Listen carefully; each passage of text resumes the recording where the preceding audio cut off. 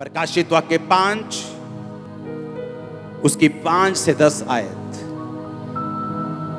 जिसमें ये साबित होता है जो यीशु मसीह ने वचन में लिखा है। आदि में कौन था? वचन परमेश्वर के, और वचन ही आदि में यीशु मसीह परमेश्वर के साथ था। क्योंकि वचन कौन है? वचन ने देह धार के वो नीचे आया, और उसका नाम क्या रखा गया? प्रभु यीशु मसीह। आदि में यीशु था, यीशु परमेश्वर के साथ था, और यीशु ही परमेश्वर था। आदम और हवा के टाइम भेड़ कुर्बान की गई, मूसा के टाइम पे एक भेड़ कुर्बान की गई, मेमना कुर्बान किया गया। नए नियम में लिखा कि तुम्हारा जो बलिदान है, जो तुम यीशु मसीह जो निर्दोष मेमना है, निष्कलंक मेमना है, उसके लहू के द्वारा हुआ। और अब हम वो आयत पढ़ेंगे जो अभी पूरी नहीं हुई। ये प्रकाशित वाक्य जो बहुत सालों के बाद पूरा होगा। अभी यीशु मसीह के आने के बाद, शैतान को हराने के बाद, एंड में जब न्याय होगा, ये तब की प्रोफेसी है, तब की लाइन है जो बाइबल में ऑलरेडी लिखी हुई है। अब मैं वो पढ़ूंगा आपके सामने। उन पर प्राचीनों में से एक ने मुझसे कहा, मत रो, देख यहूदा के गोत्र का वह सिंह, वह शेर जो दाऊद का मूल है, उस पुस्तक को खोलने और उसकी 7 मोहरें तोड़ने के लिए जयवंत हुआ है। तब मैंने उस सिंहासन और चारों प्राणियों और उन प्राचीनों के बीच में एक वध किया हुआ मेमना खड़ा देखा। उसके 7 सींग और 7 आंखें थी। वे परमेश्वर की 7 आत्माएं हैं जो सारी पृथ्वी पर भेजी गई हैं। उसने आकर उसके दाहिने हाथ से जो सिंहासन पर बैठा था पुस्तक ले ली।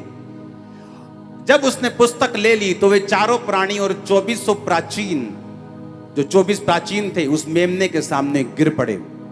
और उनमें से हर एक के हाथ में वीणा, धूप और पवित्र लोगों की जो प्रार्थनाएं हैं उनसे भरे हुए सोने के कटोरे थे। वे नया गीत गाने लगे कि तू इस पुस्तक के लेने और इसकी मुहरें खोलने के योग्य है, क्योंकि तूने वध होकर अपने लहू से हर एक कुल, भाषा और लोग और जाति में से परमेश्वर के लोगों को मोल लिया है, और उन्हें हमारे परमेश्वर के लिए एक राजा और याजक बनाया है, और वो पृथ्वी पर राज्य करते हैं। आने वाले समय में परमेश्वर कहता है कि एक वध किया हुआ मेमना उनके बीच में खड़ा होगा, और वो कहेगा कि मैं इन पुस्तकों की मोहरों को, कितने मेरी बात को समझ रहे हैं? वो कौन है वध किया हुआ मेमना? वो कत्ल किया हुआ मेमना कौन है? जो स्वर्ग में है। वो कौन है? बोलो। फिर से पढ़ेंगे उस आयत को। तूने वध होकर अपने लहू से हर एक कुल, हर एक भाषा, जाति, लोग, अलग अलग धर्मों के लोगों को अपने लहू से मोल लिया है। कैसे रोकोगे तुम लोग? कैसे रोकोगे? अरे कैसे रोकोगे? बाइबल में लिखा हुआ है। जब मेमना वध किया जाएगा तो उसने कहा, क्योंकि तूने वध होकर, तूने जान देकर अपने लहू से हर कुल, धरती का कोई कुल ऐसा नहीं जो बचेगा, भाषा, लोग, जाति में से परमेश्वर के लोगों को मोल लिया है। किस लिए मोल लिया है? इसलिए नहीं कि उन्हें दुखी कर सके। कहता उसने इसलिए मोल लिया है कि तुम्हें राजा और याजक बना सके, तुम्हें छुटकारा दे सके, तुम राज्य कर सको। तुम राज्य करोगे यीशु के नाम में। बीमारियों के ऊपर यीशु के नाम में, तकलीफों के ऊपर, बीमारी के ऊपर, कर्जे के ऊपर, गरीबी के ऊपर तुम राज्य करोगे यीशु मसीह के नाम में। आज हम राज्य कर रहे हैं। पता है क्यों? मेरी खुद की इच्छा है, मेरी पर्सनल लाइफ में ये चर्च का पैसा, मैं ऑफरिंग जो होती है वो मेरा पैसा नहीं, मैं मैनेजर हूं, उसको मैनेज करता हूं, कहां कहां लगाना है। इसीलिए हम जल्दी ग्रो हुए हैं। मेरे पास पैसों का हिसाब है, सारा पैसा बैंक में जाता है, तिजोरियों में कुछ नहीं पड़ा हुआ। हालेलुया। आप समझ रहे मेरी बात को? सुनो मेरी बात।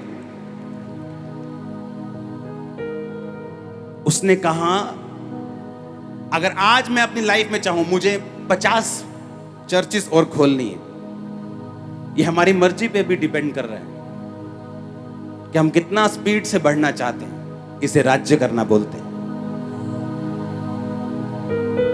हमें लगता है हमें अपनी प्रार्थना की लाइफ को मेंटेन करना है। अब ऐसा कुछ नहीं है जो हम सोचते हैं कि हम ऐसा कर सकते हैं, ऐसा कुछ नहीं।